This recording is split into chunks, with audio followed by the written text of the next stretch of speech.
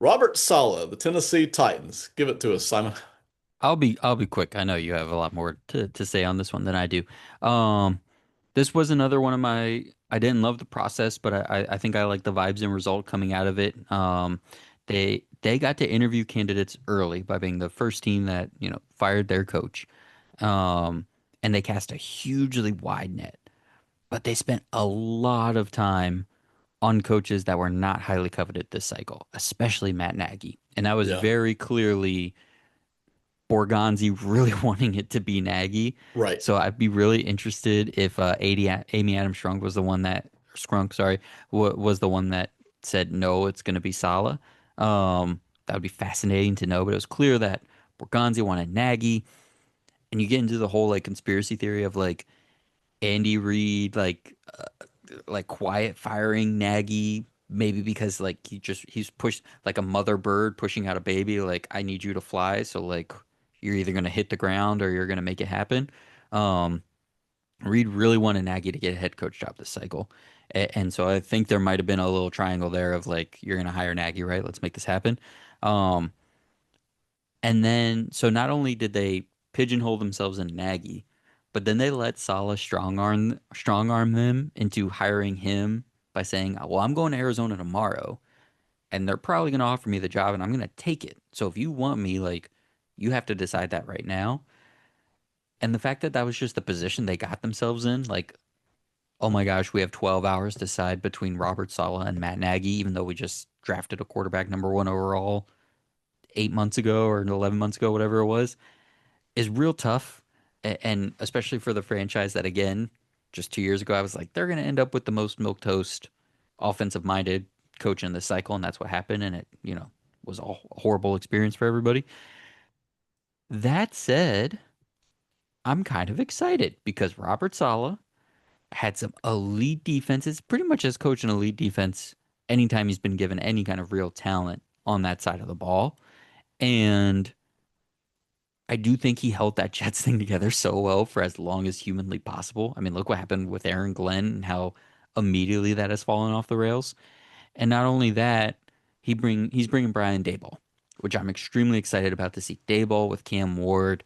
Daboll had a chance to get the Bills head coach job. I don't know if he chose the Titans or the Bills chose Brady first. Um, but I think Daboll really wanted this job. And I think if he can be there for a couple of years and really set up Cam Ward for success long term, and Salah takes care of that defense, um, I really like where Tennessee is set up. So again, I didn't like the process, but I do kind of like this end result, especially with Dayball being the OC attached. And even so, like Salah brought over LaFleur with the Jets. Like if Salah had gotten to just pick off the Shanahan or McVay tree, even if it wasn't Dayball, I think I still would have been pretty happy with it. But Dayball specifically, I'm excited to see get his hands on Cam Ward. So that's all I'll say about Tennessee. I'll cede the rest of my time to you, Ben. Full disclosure here to the audience, Simon already knows that I hate this hire and that I would have hated any team that hired Robert Saleh as head coach. All right, now I'll get into that in a second. But before I rip it, which I'm going to, I gotta say, Robert Saleh is a smart guy. And as far as him handling any defense anywhere, I love his work. I think his work is fantastic. Sometimes when he doesn't have a ton of talent, his work is still good. But certainly when you give him the talent, he knows exactly what to do with it. So his defensive work, and I really don't doubt the Titans already have quite a few pieces in place on defense, but they have the opportunity this offseason to add to it. So if they add to it, and again, you just never know how the draft and free agency will break, but if they add to it, I don't doubt that the Titans will quickly put together a very good defense. And I mean top 10 and maybe even better depending on, how many resources they pour into that. I don't doubt that. And that alone will keep them competitive in that division. That will keep them in all these games. And listen, I don't doubt Salah's ability to keep his team in games. We've seen him do that already. I don't doubt that at all. And the Dable coming in as offensive coordinator, I trust Dable as OC to continue the work that has been done with Cam Ward. I don't doubt that between these two guys they will stay competitive, and who knows? You never know. They may even flip out a playoff appearance, but that's as far as I'm willing to go. Again, I don't think it's a disaster, but There is just no world in which I'm okay with Robert Saleh being the head coach. I watched him with the New York Jets, and I just didn't like the style. He had so much talent on that Jets defense to work with. And I'm not saying that just anybody could have done what he did with the Jets, but there's a lot of guys who could have taken that defensive talent that he had and been competitive, which he was. I think he had two 7-10 seasons, and then he had a really bad season, which is going to happen sometimes. I'm not faulting him necessarily for the bad season. But again, I watched a ton of Jets football during that time period, and I wasn't happy with it. I wasn't happy with the decision making in general.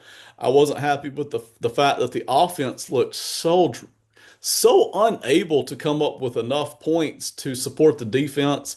I was never happy with that. I really didn't like that at all.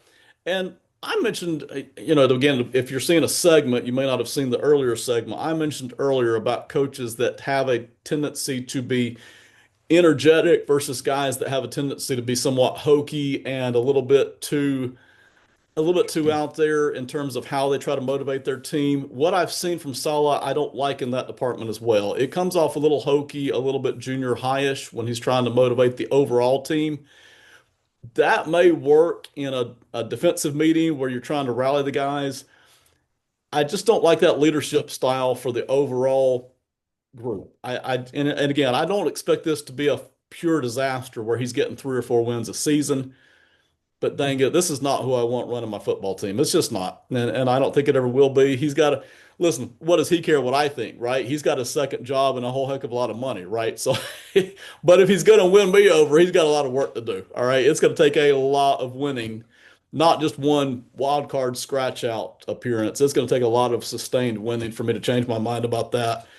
And that's where I'm at on Robert Saleh. So anyway, I will say here, you mentioned the Titans being unwilling or unable to get the top names in the building, and Saleh actually being able, which this was very smart on his part, to pressure slash leverage them into hiring him. That was Uh-huh. great. That's beautiful by Robert Saleh. Absolutely beautiful. But it only adds to what is starting to become a regular routine of Titans dysfunction the past 2 or 3 seasons.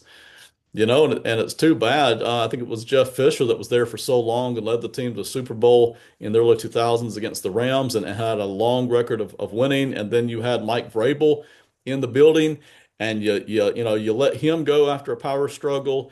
And I haven't seen anything from this latest round of ownership that makes me think that it's going to be any less dysfunctional than the Browns and the Jets and to a lesser degree the Dolphins. It's not looking good. Now, maybe Saleh and Dable can come in here and kind of be the adults in the room like we're hoping Aaron Glenn can do with the Jets, but it hasn't looked good early on for Glenn and the Jets either. So I think that's an added burden here that Robert Saleh's got to deal with. I'm just not a fan of the way this Titans ownership group is running things the past 2 or 3 seasons. And, it doesn't look good from the overview standpoint either from the owner's box. Yeah, to come back to a guy that seems very similar to Vrabel in a lot of ways when all of this started these last 4 years by John Robinson, the GM, and Vrabel, the head coach, having their power struggle, resulting in each to be fired at different times.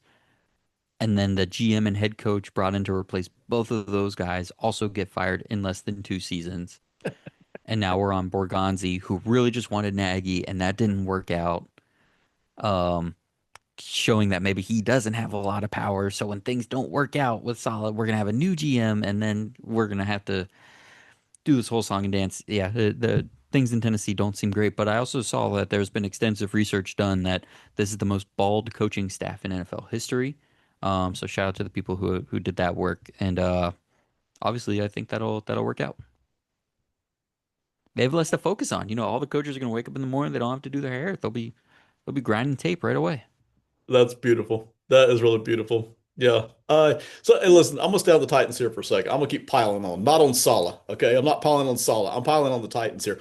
Well, listen, I was totally fine with Borgonzi getting hired over from Kansas City because obviously you've got a lot of you've not only got the Andy Reid massive influence there, Hmm. but their GM over there has done a great job too. I feel like They've combined drafted with Andy really Reid. well. Hmm. So I was totally fine with the. One reason I don't have a lot of strong belief in the fact that people know each other, and that's a good thing previous to working somewhere else. That can be a great thing. But when you see Borgonzi trying to hire Nagy, who nobody else wants to be their head coach, then I have to go back and say, well, why? Why are you just looking for somebody you can control? Are you just looking for a friendly face in the building? There's no point at that point to be hiring somebody you've worked with before. I mean that doesn't make any sense, and it is interesting. Maybe the ownership stepped in there and said, "Nope, we're not doing that one."